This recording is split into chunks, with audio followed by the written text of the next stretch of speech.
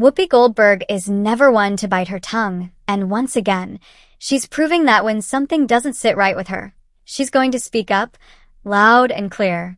During a recent episode of The View, the outspoken co-host took sharp aim at former President Barack Obama over remarks he made during a private donor event. Obama had suggested that Democrats were spending too much time navel-gazing and whining instead of mounting an effective counter to Donald Trump's political comeback. For Goldberg, those words felt not only dismissive but disconnected from the very real activism and advocacy coming from everyday Americans. Goldberg wasn't having any of it. "Let me remind everybody who is out on the front lines marching," she said passionately. "It was the people. The people went out. They were not navel-gazing. It was older people saying, 'Why are you touching my Social Security?' It was people saying, 'Why are you taking away rights from my child who was born here?'" Her message was crystal clear.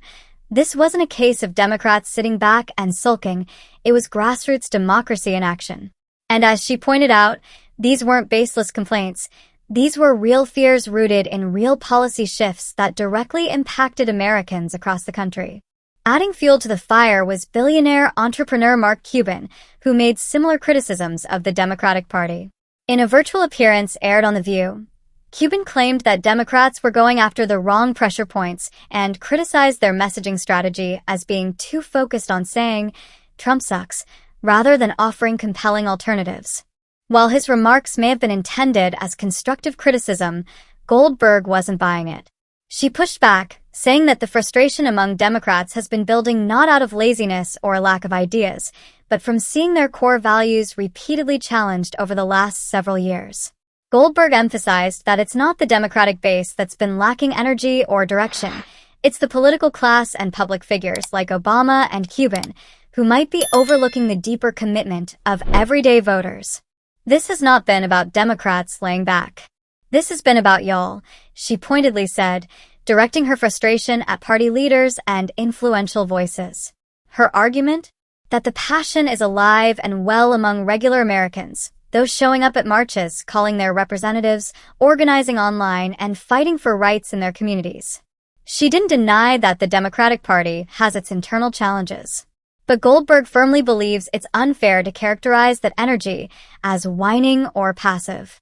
Instead, she flipped the script, arguing that Obama and Cuban might be misdirecting their criticisms.